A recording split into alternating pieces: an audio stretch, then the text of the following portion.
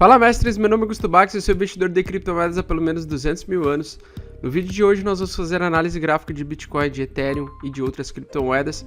E também nós vamos falar sobre aquela alta que eu surfei a partir da compra de um token chamado YFFI, que eu fiz a compra na sexta-feira e o negócio explodiu 1000% em poucos dias. Então nós vamos falar sobre isso hoje. Então se você gosta desse tipo de conteúdo, já deixa o seu like, compartilha com seus amigos, se inscreva no canal que mais cresce no Brasil e tamo junto!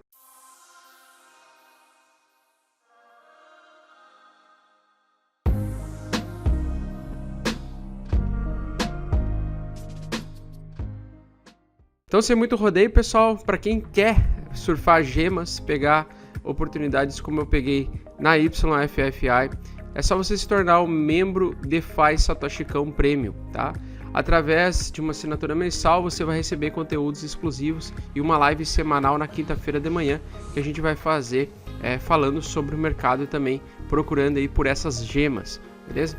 Então, se você quer essas oportunidades do mercado, em um mercado FOMO completamente bullish, só você se inscrever, clicar em Seja Membro e seja bem-vindo ao nosso grupo que mais cresce no Brasil. Vou fazer então o negócio seguinte, gráfico diário de Bitcoin, né? Cada candle que vocês enxergam aqui representam um dia. Então, os dias vermelhos são os dias em que o preço começou a um valor mais alto e terminou a um valor mais baixo. E os candles verdes são o contrário, né? São dias em que o preço começou mais baixo e terminou mais alto do que o dia anterior e por isso é um dia positivo, beleza? Bom, uma das coisas que eu queria comentar primeiro com vocês é o seguinte. Eu gosto muito de utilizar uma média chamada média de 9 para verificar qual é a tendência central do ativo no gráfico semanal. Então, para isso, eu vou adicionar agora as médias móveis e eu já retorno agora com vocês. Então, uma coisa que eu quero que vocês se atentem é o seguinte. Pela última vez aqui, que a gente teve o cruzamento de uma semana vermelha, né, uma semana de queda, que conseguiu romper a média de 9 semanas, tá? A gente teve aquela grande queda, beleza? Então, faz muitos meses que a gente não vê esse tipo de sinal acontecendo, que seria um sinal de venda no semanal. Lembrando que o gráfico semanal, ou essa vela aqui, ela vai terminar de ser completa ao final de domingo. Então, domingo às 9 horas da noite vai fechar a vela do gráfico semanal, beleza? Que parece ser o quê? Uma vela de correção, tá? E uma vela de possível sinal de início de mercado urso novamente, ou pelo menos por um período breve, uma reversão de tendência que antes era de alta para uma tendência de baixa. Então fique bem atento, por exemplo, que esse candle aqui no gráfico semanal, ele não pode ficar, tá? Ele não pode ficar abaixo dessa média de 9 ou fechar abaixo dessa média de 9, porque isso configuraria para nós uma possibilidade dele iniciar um mercado urso ou ter uma pequena reversão por um determinado período de tempo. Quer dizer, por exemplo, que toda vez que rompe essa média, quer dizer que cessa a alta? Não necessariamente, tá? Então aqui nós tivemos um candle bem parecido no gráfico semanal, que foi no período de 22 de julho de 2019, no ano passado, tá? Então a gente viu um candle muito parecido com esse que a gente está vendo agora. E basicamente, eu queria mostrar isso para vocês, a gente teve uma rejeição dessa queda na semana seguinte. Então necessariamente esse rompimento dessa média representa para nós o início da confirmação de uma tendência de baixa. Porém, se a gente tiver mais um candle grande desses vermelho, né, abaixo, tá? Abaixo da média, confirmando uma queda, tá? Você tem que ficar bem ligado, beleza? Então fica bem ligado a uma possibilidade dele surgir na próxima semana, uma semana forte de queda, e se de fato isso acontecer, aí você tem que tomar bastante cuidado, porque daí o chão é o limite, né? Aí a gente não sabe até onde o preço vai realmente buscar. Se ele vai fazer esse movimento parecido aqui, tá? Como aconteceu no último rompimento que a gente teve verdadeiro dessa média de 9, para depois fazer um pullbackzinho para continuar caindo. E logo mais tarde a gente teve aquela grande queda de março, certo? Que foi praticamente aí 3 semanas de terror no gráfico do Bitcoin. Praticamente aquele mês de fevereiro ele se iniciou com um padrão de candle muito parecido com o que a gente está vendo agora, tá? Então a gente teve uma composição de 3 candles, beleza? Aqui, ó, de 3 candles, acima da média de 9, que teve um desses candles rompendo, né, parcialmente essa média, e depois apareceu de fato um sinal de confirmação de venda, onde você deveria estar de fora do mercado para logo na semana seguinte a gente ter aquela queda majoritária, beleza? Então o gráfico semanal você tem que levar muito a sério, porque quando ele dá um sinal de venda, geralmente ele dá um sinal de porradão. O que a gente viu aqui, ó? A gente viu, então, por enquanto, os candles se assemelharem bastante, né? A sequência de candles está bem semelhante, bem parecida. Porém, esse aqui perdeu um pouquinho da força vendedora, enquanto que esse aqui manteve a força vendedora até domingo à noite e fechou com uma força de venda muito forte, muito preocupante. Se esse candle aqui voltar acima da média de 9 até domingo, beleza, vai ser menos mal. Aparentemente, ele vai conseguir fazer a reversão e vai continuar a retomada de alta. De longo prazo, o mercado bullish vai continuar permanente, beleza? Se ele fazer mais um candle semanal na próxima semana que perca a mínima desse candle anterior, aí eu já ficaria com os cabelos de pé e bem ligado em uma possível continuação de uma queda, tá? Seria já o passar de uma correção saudável. O ponto positivo ainda que eu enxergo aqui é que possivelmente nós vamos fazer uma composição de 4 candles de correção, tá? Ou seja, a gente ainda pode na semana que vem ter uma semana um pouco mais calma, mas como se fosse um doji assim. Lembra daquele sinal que eu falei lá no Domingão do Bitcão? Que eu falei de se aparecer uma barra verde que ultrapasse as mínimas das barras anteriores e esse corpo dessa barra fechar acima no meio dessa barra anterior aqui, da semana anterior no caso, a gente vai ter retomada de alta, né? Porque seria um pin de reversão, ou seja, o preço poderia cair até no máximo em 9.500, tá? Não mais muito do que isso, porque daí sim, se a gente perdesse essa mínima aqui e perdesse esse suporte, tá?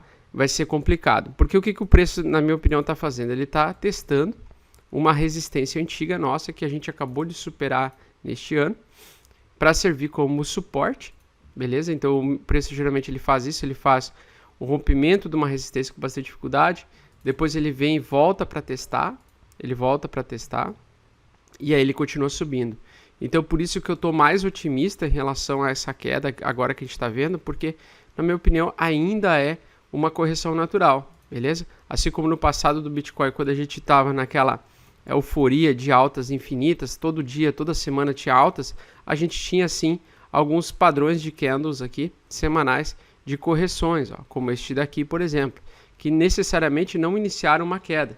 Então, por exemplo, isso aqui é só uma barra que sinaliza que pode cair, tá? Assim como essa aqui, ela é uma barra que, como cruzou a média de 9, ela pode sinalizar que pode cair, mas ela pode ser rejeitada, e se ela for rejeitada vai ser um excelente momento de compra. Então, como é que a gente sabe se ela for rejeitada?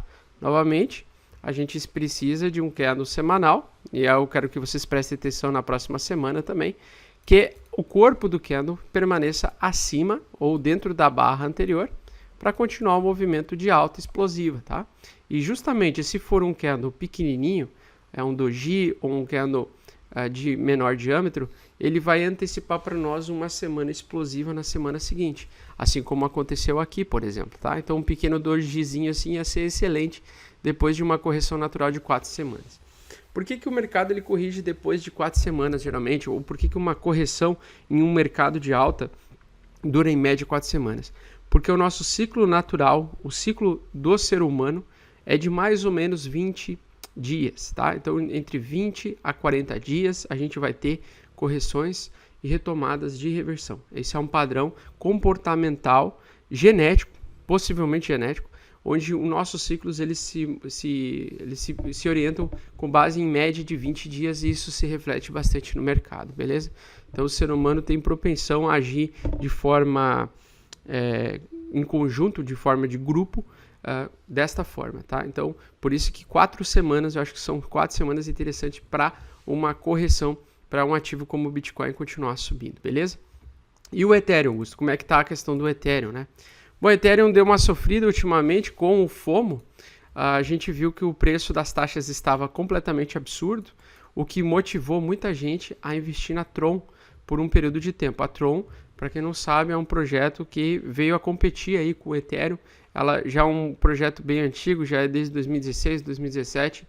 É um projeto aí que já está há tempo no mercado e a rede estava com menos e a rede da Tron estava menos congestionada. Então muita gente começou a tentar se antecipar no mercado, entendendo que a Ethereum poderia estar passando por algum perrengue caso as taxas continuassem muito altas, e isso poderia limitar o crescimento, né? O crescimento de mais pessoas estarem utilizando e injetando dinheiro dentro da rede Ethereum. E na minha opinião, esse sim é o calcanhar de Aquiles da rede Ethereum.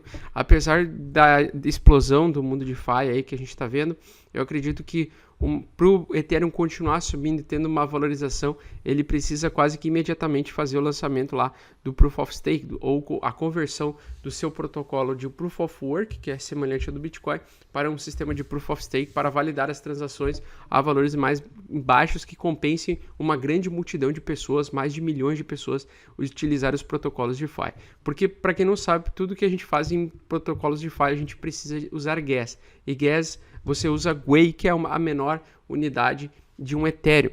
Bom, basicamente isso pode limitar então o crescimento do Ethereum. Isso pode ser um problema para o Ethereum continuar subindo. E o gráfico do Ethereum ele está bem interessante, tá? Ele por enquanto ainda está se mantendo acima, tá? Diferentemente do Bitcoin, ele se mantém acima ainda com bastante distância da média semanal, beleza, de 9 períodos. Isso ainda é uma amostra para nós interessante, mas o que eu quero mostrar para vocês é que, por exemplo, se caso a gente aconteça um candle de rompimento dessa média 9, fica bem ligado mesmo, que pode ser o início de uma tendência de baixa. Então, se tiver um candle rompendo a média de 9 no gráfico semanal da Ethereum e tiver depois mais um candle de confirmação que não consiga fazer a volta desse preço rapidamente acima dessas médias, a gente pode ter um processo de início de queda majoritário no Ethereum. E o Ethereum, geralmente, neste ano, ele está antecipando os movimentos do Bitcoin. Então, se ele começar a cair antes do Bitcoin, pode ser que ele arraste o Bitcoin depois junto, beleza? Tem que tomar bastante cuidado com isso, que é um mercado complicado agora, o timing que a gente está vivendo, beleza? Por enquanto, no diário, o Bitcoin e o Ethereum estão fazendo esse tipo de padrão de candle, né? Ou seja, ele está conseguindo no gráfico diário fechar acima das mínimas anteriores, ele foi abaixo, né? Mas ele vai fechar acima das médias até as 9 horas da noite. Se ele conseguir fazer isso, pode sinalizar aí um início de uma compra acima, né? Uma vontade de comprar Ethereum a $400 ou acima novamente. Então, se ele conseguir romper, conseguir depois no candle de abertura do gráfico de amanhã, no gráfico de sábado, a gente pode também ter uma retomada de alta aí, de valorização. Caso ele não consiga ultrapassar a média no semanal, caso ele consiga romper já essa média e voltar lateralizando aqui em topo, ele ainda tem a chance ainda de continuar subindo, beleza? Para mim, o movimento que o Ethereum está fazendo e o Bitcoin estão fazendo é de acumulação para continuar subindo. Então, tanto o Ethereum quanto o Bitcoin tem acumulação, mas o Bitcoin ainda está um pouquinho mais feio porque ele parece que ele está fazendo uma correção para continuar subindo, enquanto que o Ethereum está fazendo uma acumulação ou uma lateralização para continuar subindo, beleza? Então, enquanto ele conseguir permanecer acima desse suporte, tá tudo bem, tá tudo em casa, vai continuar subindo.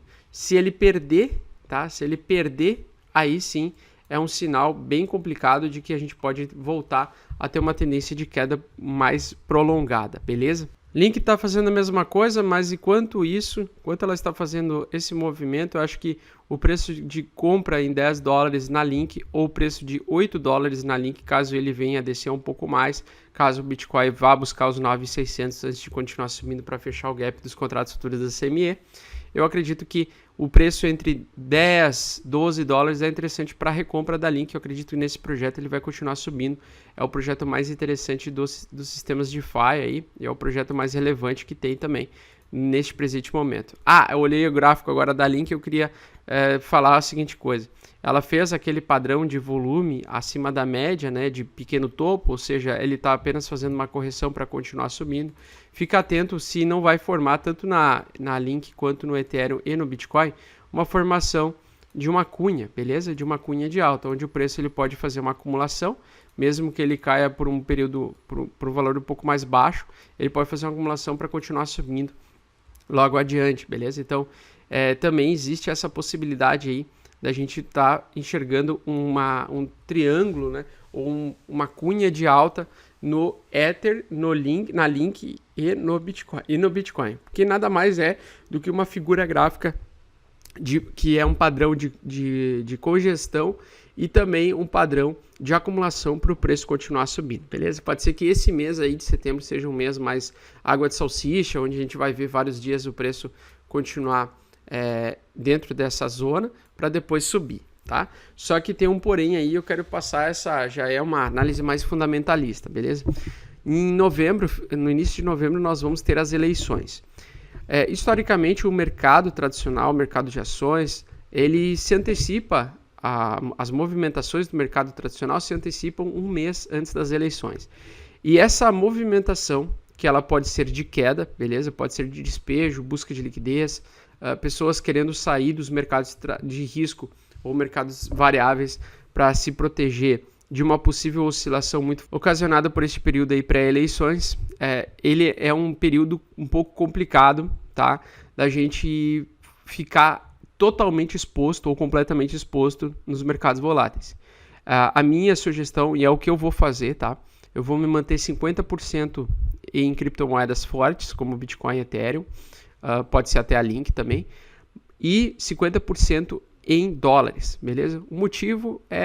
O principal é o seguinte, é que se a gente tiver alguma coisa inesperada nas eleições, algum resultado que possa promover uma queda muito forte, repentina de busca de liquidez, pode aí abrir oportunidades para a gente comprar os mesmos ativos a valores muito mais baixos. Uma queda assim como aconteceu no dia 12, talvez com não tanta força, mas com uma força relativa que pode assustar muita gente e também pode dar oportunidade para recomprar lá embaixo. O motivo de eu estar falando isso é porque em setembro eu vou operar de uma forma muito mais cautelosa, tá? E mais ainda em outubro. Eu acho que um mês antes das eleições vai ser um mês bem complicado, vai ser um mês em que o mercado todo pode despejar de uma vez, tá? Quem realizou os lucros ou quem fez lucro até agora pode realizar, porque é uma máxima, o que é um fundamento máximo aí neste meio tradicional, né? E não se engane, tá? Se o S&P 500 derreter, nós vamos derreter junto, tá? O Bitcoin e o Ethereum vai tudo pro saco, vai cair junto e dá uma puta oportunidade para recomprar lá embaixo, se acontecer.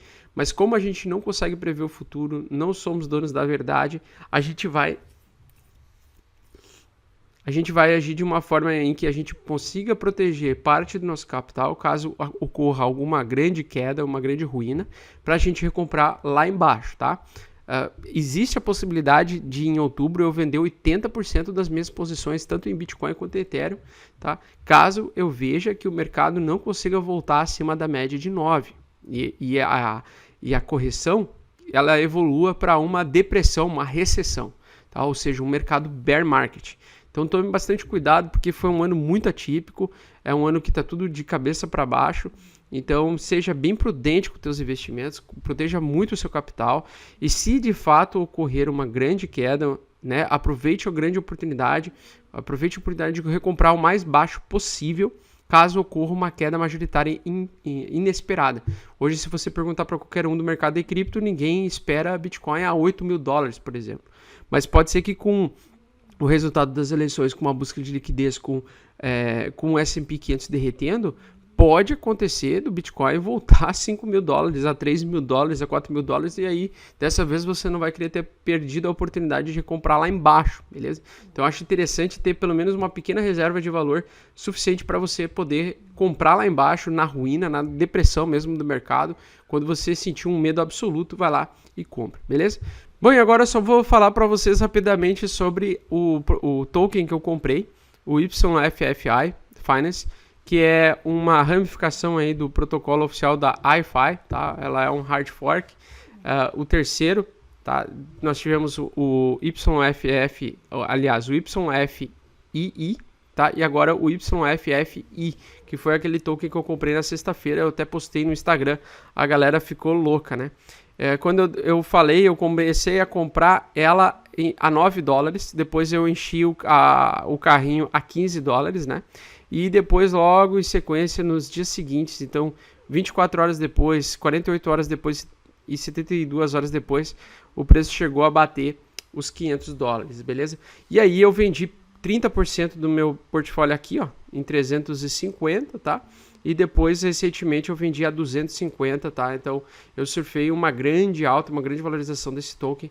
E esse ativo, né, esse protocolo DeFi, ele pode continuar subindo e ter um potencial força para isso, caso a gente volte ao FOMO de semana passada. Então, caso o mercado consiga se recuperar das quedas dos últimos 2 dias, a gente pode ter uma retomada dessa euforia, desse medo de perder a oportunidade através desses tokens, tá? Não só o YFFI, como nós podemos ver isso no DeFi Money aqui, tá? Que é o YFF2, ok? Que já está em 4 mil, ou seja, ele já caiu mais do que o valor que eu vendi, porque esse aqui eu também surfei, beleza? Eu comprei esse token a $1.000 e ele segurou em 9, e eu vendi ele, se eu não me engano, a 5, tá? Eu vendi ele na meiuca aqui, ó.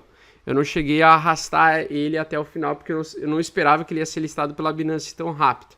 Mas como ele foi listado pela Binance, ele subiu, ele quase dobrou o valor logo depois que eu vendi, tá? Mas olha, veja que mesmo que eu vendi a 5 mil, eu já poderia recomprar uma quantidade maior com valor menor de investimento, né? E por que esses tokens eles sobem com tanta força, né? É porque o supply deles é muito baixo, é apenas 38 mil em circulação desses tokens, tá? Então são tokens que foram farmados no protocolo YFI, e eles têm a mesma quantidade de supply do primeiro protocolo, né? Tirando o FFI que eu comprei, que tem 50 mil ou 56 mil de supply, esses outros eles têm apenas 30 mil. Então imagina ter apenas 30 mil de tokens para um mundo inteiro querendo comprar e utilizando protocolos DeFi. Para quem não conhece esse protocolo Yearn Finance, né? Esse protocolo é extremamente inteligente, tá? O detalhe todo dele é o seguinte: ele converte alguns tokens em Y. Então, por exemplo, existe o DAI e existe o YDAI.